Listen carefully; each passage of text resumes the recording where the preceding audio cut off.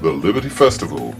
Listen to our story with Joe Bousfield and Claire Hudman, Stroud, the 15th of September, 2012. And so I work in theatre, Claire is a visual artist. So we told stories of our own experience, of our own direct experience with living with people with disabilities. And then... Should I tell this one first? Yeah, you tell that one. Okay.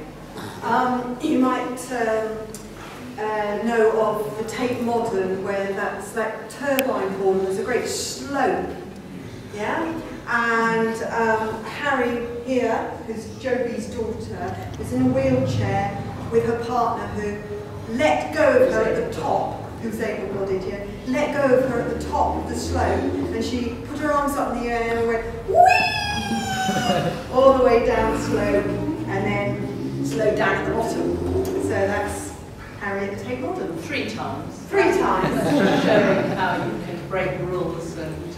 yeah. Gloucestershire Voices are using drama and theatre a lot. So the people that collectively run Gloucestershire Voices have recently employed a specific drama leader who was in every West End musical you can imagine and has come back to Stroud to be with his family and feeling a bit bored working in home base, and he applied to work with Gloucestershire Voices.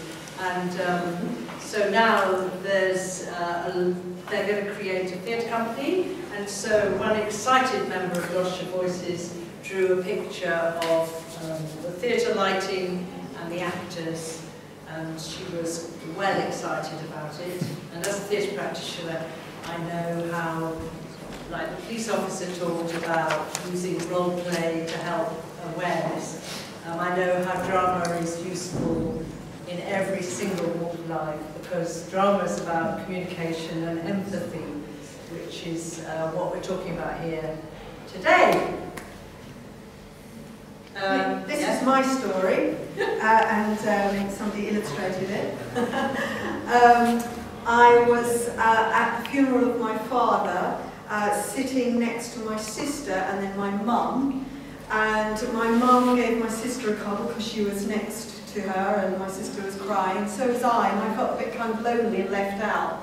And then my auntie, who's in an electric wheelchair, zoomed up the aisle, and with her limited movement, just with her hands, she gave me the comfort that I needed. And this is Katie again, who's full of stories. This is about her sister and brother who are younger than her and who aren't wheelchair users.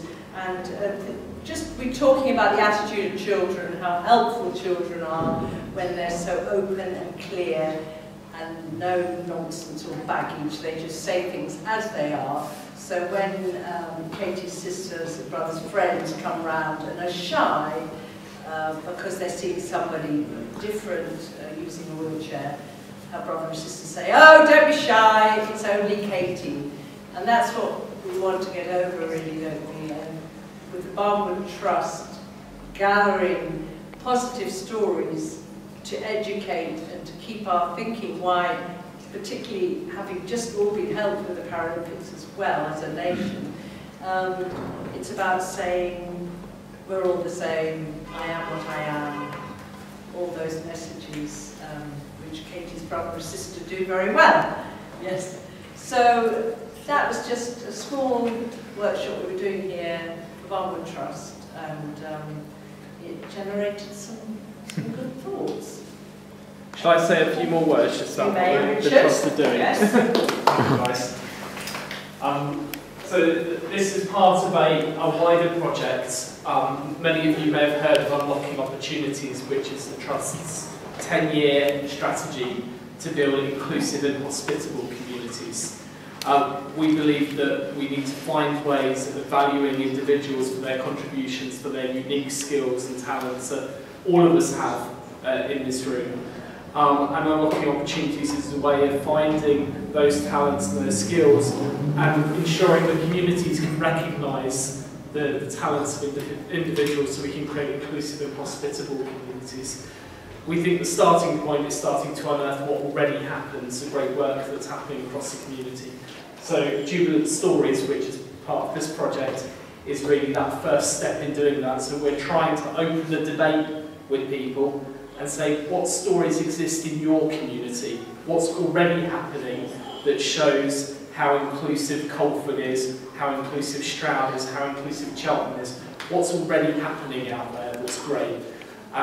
So over the next 8-9 years, you'll start to see more and more of these stories emerge, hopefully, as communities start working together to include people who might otherwise be isolated.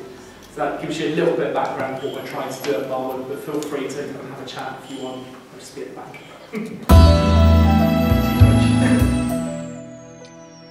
Film and edit by Philip Booth. More films of the Liberty Festival on www.stroudcommunity.tv.